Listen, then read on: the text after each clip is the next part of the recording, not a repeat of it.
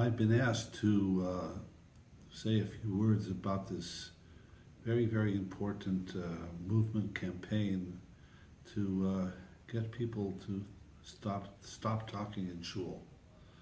I know that there have been many other very choshev people who have participated in this campaign, and perhaps what I say is superfluous, but I do not want to be what the Gemara says, chaver redin l'dvar mitzvah, and you don't participate is a muva sheniyachal liskain chisarn lo yichal himanais.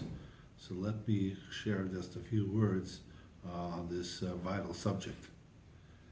Now, the Shulchan Aruch writes something in Hilchos Tefillah, Siman Chuf Chav Daled, Seif Zayin, that he writes no other place in Shulchan Aruch. The Shulchan Aruch writes, Lo yasiach siches chulin b'shah sha'ashatz chayzer hatfila. Shulchan Aruch here is not talking about talking in shul. He's talking about talking during chazaras hashatz. V'imsoch, the Shulchan Aruch writes, hu chayte. And if you talk during chazaras hashatz, it's an avera. But then the Mechaber says, v'gadol avaynei minisay, v'goyerim bay. The talking during chazaras hashatz is gadol avaynei minisay, meaning it's so big that one cannot even imagine the implications of it. The Shulchan Aruch, to my knowledge, does not use that terminology anywhere else in Shulchan Aruch.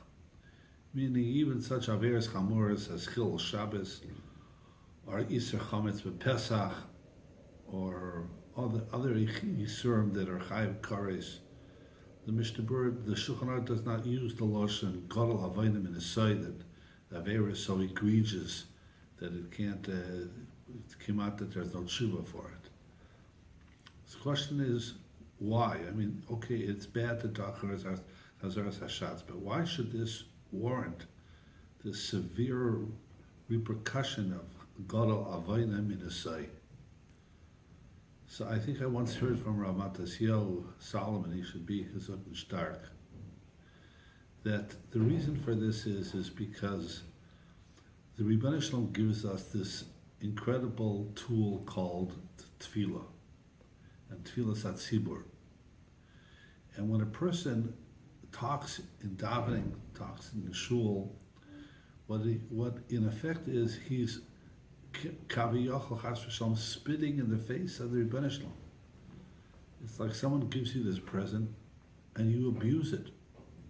So over here, the avla is not just the chait per se, but what the chait represents.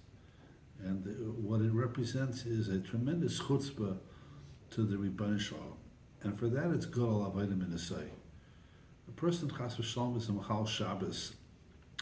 So he's Machal Shabbos either in olden days because of the tzarech haparnasa, because of the pressure of making a living, which 100 years ago or 80 years ago, people didn't work on Shabbos, they wouldn't be able to make a parnasa. So a person had an nisayon. It's a horror to do it.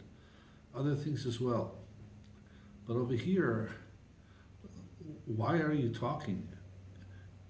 The answer is because you don't care. That is a chutzpah to the Rebbeinu Shalom. And when you're a mechutzav to the Rebbeinu Shalom, that's gadol avaynim in a say.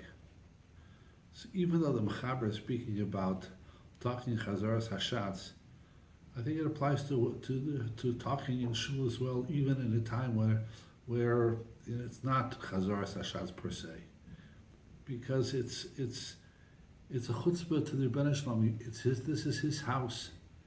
You have to behave. You go to somebody's house, you have to behave.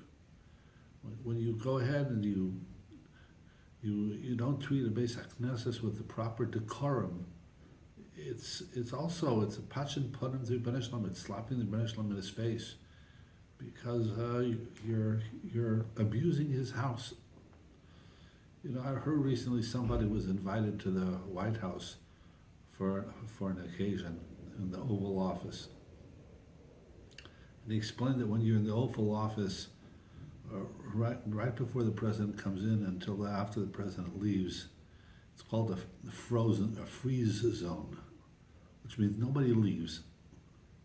Nobody leaves, nobody enters, nobody leaves, because the president is coming into the room. I assume that part of it is for security reasons, but that's the covet of the Malchus, Everybody's at attention. A Beis HaKnesses, we can't even compare, can't even say the Oval Office is like a Beis HaKnesses. Beis HaKnesses has Kedusha. It's the Mokum of the Melech Malcha Melech HaKadosh Baruch Hu. It's not merely the President of the United States. It's not merely the Oval Office. So if you were invited to the White House, you would abide by the rules, the ground rules of what it means to be in the Oval Office. You would not talk out of turn. You would not run around. You would not you would not abuse it, because you realize in the presence of the Oval Office, it's a historic place, and it's the president. Allah has kama v'kama kal v'chemer b'nei shel kal v'chemer b'nei shel kal v'chemer. Rebbe Shalom's house, his home. You have to treat it with decorum. You have to treat it with respect. You have to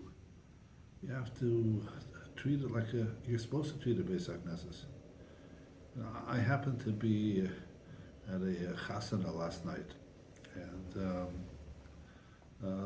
so the chuppah was going to be in the shul part of the shul, the Beis HaKnesses, and the sanctuary, and I was, because I was waiting there, so just waiting for the chuppah to happen. There were two little kids, like running around playing tag. And the custodian, a black man, happened to walk into the room, and he saw the kids running around. And he said, "You can't do that in here. This isn't a playground. This isn't a playground. People daven here." That were the words of the black custodian. People daven here. Even if he understands that what a Beis HaKnesses is. Allah's kama, we, Rebbe Shalom's people, we know what davening is, we know what the Beis HaKnesses is, we know what the Shechina is. We have to treat it with the utmost respect and kavod which it deserves.